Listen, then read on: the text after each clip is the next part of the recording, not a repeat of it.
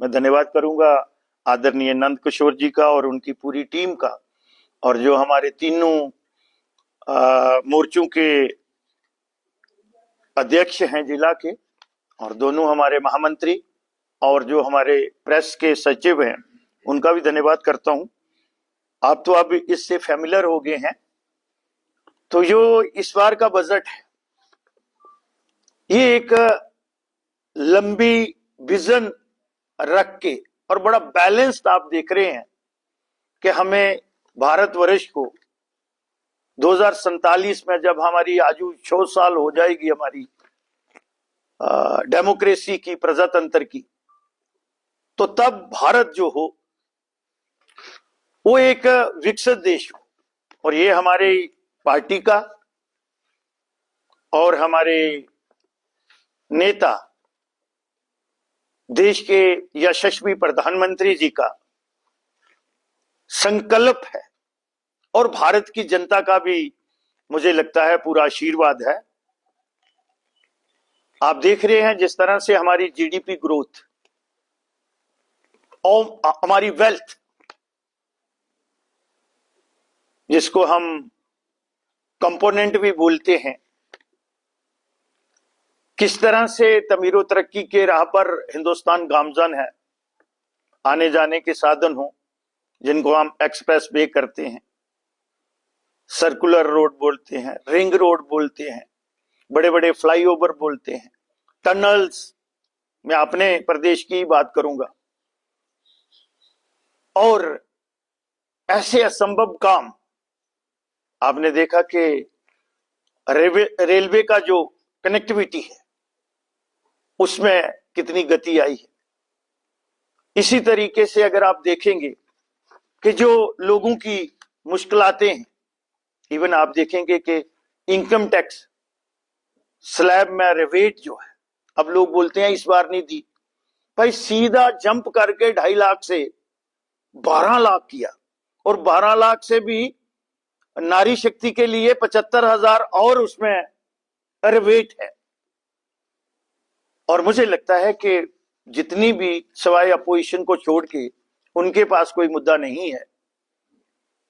बाकी जितनी जनता जनार्दन है, उन्होंने ये जो डॉक्यूमेंट है बजट का, और जो सरकार की कार्यप्रणाली है, और खासकर मैं मुबारकबाद दूंगा हमारी वित्त मंत्री, वो भी एक नारी है, और 9वां बजट उन्होंने पेश किया है, श्रीमती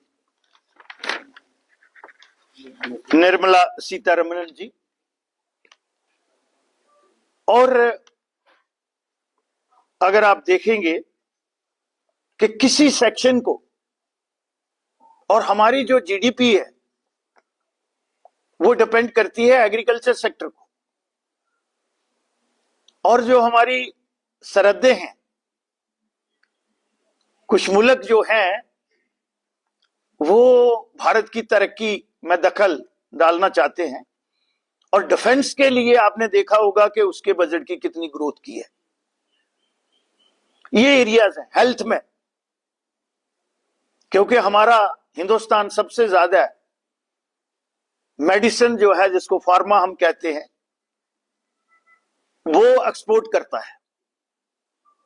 तो इन एरियाज को आइडेंटिफाई करके, और जो हमारे लघु उद्योग हैं उनको भी सपोर्ट सप्लीमेंट करिए। युवाओं के लिए स्टार्टअप, मेक इन इंडिया, और लोकल जो हमारी इकाइयां हैं, जैसे मोदी जी कहते हैं कि वोकल फॉर लोकल, तो ये तमाम एरियाज को उन्होंने एड्रेस किया है। और इसके पीछे जो इसका रोड मैप है, नेशन फर्स्ट इसको नाम दिया गया है। जो इसका रोड मैप है वो 2047 तक हमारी अर्थव्यवस्था क्या होनी चाहिए, हमारे आने जाने का साधन, और इसमें जल मार्ग में भी अगर आप देखेंगे उसको भी और एक्सपेंड करने के लिए, स्ट्रीमलाइन करने के लिए, क्योंकि विदेशी मुल्कों के साथ जब हमारा व्यापार होता है वो ज्यादा जल मार्ग से होता है।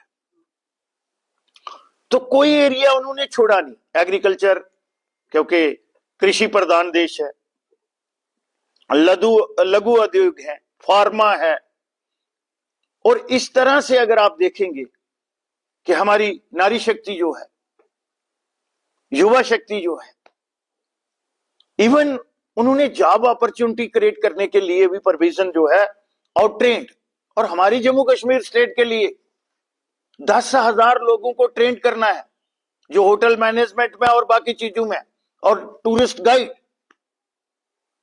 और हिंदुस्तान ने इस बार जम्मू कश्मीर को जो बजट है हमारा, उसमें 2,000 करोड़ रुपया जो है उसमें बढ़ाया है। और अगर आप देखेंगे तो एक हमारा जो है शासकी, उसमें भी जम्मू कश्मीर को इस साल 3 किस्तें आनी है, 2 आ भी गई हैं, 1,431 करोड़ की। तो मुझे लगता है चाहे वो टूरिज्म इंडस्ट्री हो हमारी, अब स्टेट का बजट जो आया है, क्योंकि आ गया है, मुझे पता आपने मुझसे सवाल करना है, लेकिन वो बिल्कुल कॉपी पेस्ट की हुई है गवर्नमेंट ऑफ इंडिया की। 80% से ज्यादा स्कीम जो है वो गवर्नमेंट ऑफ इंडिया की होनी भी चाहिए, क्योंकि हमारी लीडरशिप का विशेष ध्यान है जम्मू कश्मीर पर।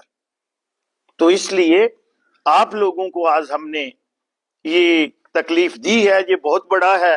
अगर पॉइंट टू पॉइंट बढ़ूंगा तो आप का ज्यादा समय लगेगा, तो मैं आप लोगों से यही गुजारिश करूंगा, क्योंकि जो आपने इसमें सप्लीमेंट्री मुझसे करना है, चाहे सेंट्रल बजट को लेके या स्टेट बजट को लेके, तो मैं अब डिबेट जो है ये ओपन करता हूं। रहेगा नहीं, हो गया। सवाल ये है मेरे भाई कि यूटी में पैसे थोड़े कम आ रहे हैं। हमारी सरकार, भारत सरकार जो है, वो दिल खोज के पैसा जो है वो जम्मू कश्मीर को दे रही है। सिर्फ स्टेटस यूटी है, वो भी इन लोगों की करनी की वजह से।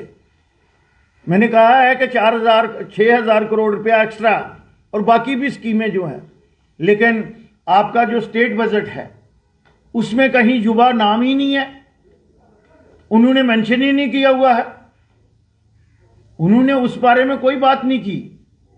तो इसलिए जो स्टेट का बजट है उससे हम निराशा में हैं, और मुझे लगता है कि जो सरकार है जम्मू कश्मीर की, उनकी कथनी और करनी में फर्क है। सरकार ने ये कहा कि उन्होंने हर एक बजट को छूने की कोशिश की है, तो आपने भी, जैसे मेरा सवाल था उस दिन आपने कहा मैंने अभी स्टडी नहीं किया, तो क्या रहेगा उसके बाद? अब आपने स्टडी भी कर लिया है। आपने किया होगा, क्योंकि आप लोग बड़ी पैनी नज़र रखते हैं, पत्रकार लोग। कहीं आपको कोई नज़र ऐसा एरिया जो नेग्लेक्टेड एरिया है, जो डिज़र्व करते हैं, कहीं है? कोई युवा के लिए भाई इतनी पोस्टें क्रिएट करेंगे? ये इतने नालायक सरकार है कि 40,000 पोस्ट जब इन्होंने टेक ओवर किया था उस समय वेकेंट पड़ी है। वेकेंट ज्यादा देर नहीं रहनी चाहिए, कहीं से टीचर रिटायर्ड हुआ तो पोस्ट वेकेंट है, और अब 42,000 से ऊपर होगी।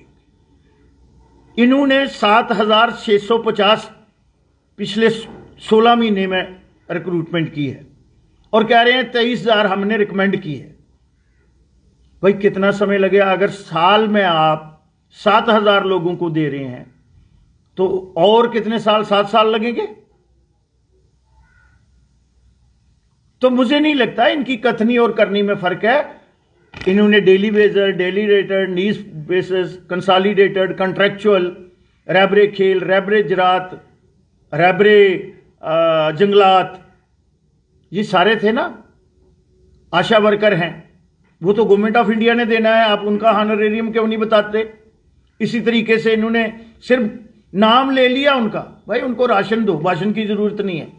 आंगनबाड़ी वर्कर हैं, उनकी कोई बात नहीं की। आंगनबाड़ी हेल्पर हैं, उनकी कोई बात नहीं की। उल्टा एजुकेशन में भी आप अगर आउटसोर्स करेंगे तो क्वालिटी ऑफ एजुकेशन क्या होगा? आगे इन्होंने हमारे सैनिटेशन या बाकी चीजों को जहां आउटसोर्स किया हुआ है, कौन लोग यहां लगे हुए हैं, तो मैं उसमें नहीं जाऊंगा। तो मुझे नहीं लगता है कि ऐसा बजट मैंने भी, मेरा भी काफी तजर्बा हो गया है, लेकिन ऐसा बजट मैंने कभी देखा नहीं किसी स्टेट सरकार का। कल एक चर्चा चल रही थी, बहस चल रही थी, लेकिन वही डिप्टी सीएम ने कहा कि दो मंत्री, पूर्व मंत्री दो बैठे हैं, उन्होंने इस डिबेट में हिस्सा नहीं लिया, लेकिन बाकी वाले लोगों की मुद्दों की बात ना करते हुए दो जनों पे बात कर रहे हैं।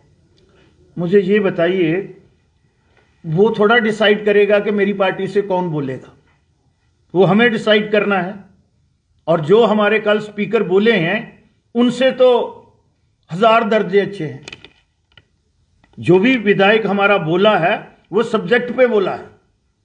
वो तो आज भी 370 और प्री 53 उनके बड़े, अगर वो बड़े कोई 30 मार खां हैं तो उन्होंने, उनके किसी स्पीकर ने ट्रेजरी बेंचेस से जो है बजट की बात की, कर ही नहीं सकते, because they are totally on back foot. तो हमारे जो भी बोले, अब उनकी जो गलतियां हैं, खामियां हैं, उनको हम उजागर में नहीं करें। और सेक्टर वाइज बताया गया, हमारे स्पीकर्स जो थे, चाहे वो दिव्यानी थी, चाहे हमारे प्रोफेसर साहब थे, सुनील जी, इवन आप देखिए रंधावा जी बोले, देन हमारे वो बोले जुदवीर सेठी जी। तो हमारे लोग तो सब्जेक्ट पे बात की, जितने भी हमारे स्पीकर बोले। और जो कल भी बोलेंगे वो थोड़े डिसाइड करेंगे श्यामलाल कब बोलेगा, एलओपी साहब। नो, हमारे लोगों में इतनी कैपेसिटी है, इतनी सब्जेक्ट पे कमांड है, यहां मर्जी खड़ा कर दो, हर सब्जेक्ट पे बात करेगा। सर एक सवाल है, डिप्टी सीएम साहब बोलते हैं कि हम तो पक्का कर देंगे डेली वेजेस जो है एवरेज रात के, लेकिन सरकार में हमें एलजी साहब नहीं करने देते हैं। उनके पास एक ही ये पर्टिकुलर बहाना है, वो बोलते हैं हम काम करना चाहते हैं, लेकिन जो एलजी साहब हैं वो फाइल पे साइन नहीं करते, मतलब ये एक्सक्यूज देते हैं। सर अब मुझे बताइए, हमारी एक में अनपढ़, हमारे कहते हैं कि मरे हुए आदमी और मुकरे हुए का कोई इलाज है? जो आदमी इस दुनिया से चला गया उसको हम अकाउंटेबल नहीं बना सकते। और जब उन्होंने नन्ना ही पढ़ लिया है, अरे दे आर गवर्नमेंट, उसमें एलजी साहब का क्या रोल है? वो कहते हैं सर हम फाइलें भेजते हैं, वो साइन नहीं करते। उनको बोलो भेजो डेली वेजर वाली, डेली रेटेड वाली, कंसोलिडेट वाली भेजो। वो फाइल उनके पास जानी ही नहीं है, वो गवर्नर साहब की डोमेन नहीं है। ये लोगों को, मैं अब अपनी जनता को ये भी नहीं कह सकता कि बेवकूफ बना रहे हैं वो, और पब्लिक है, सब जानती है। नीड बेस्ड डेली वेजर उनको पता है, अगर वो एक दिन हड़ताल पे चले जाएं, हाहाकार, क्योंकि परमानेंट हमारे पास है ही नहीं, परमानेंट है ही नहीं। बिजली में लाइनमैन कोई नहीं परमानेंट, आप लोग तो रोज डील करते हैं। पानी वाला विभाग है, उसमें देख लो, दूसरे विभागों में देख लो, इवन हेल्थ जो है वो कंसोलिडेट और कंट्रेक्चुअल पे चल रहा है, एजुकेशन भी इसी तरीके से चल रहा है। तो इसलिए इनकी कथनी और करने में फर्क है, ये सिर्फ बहाने ढूंढ रहे हैं।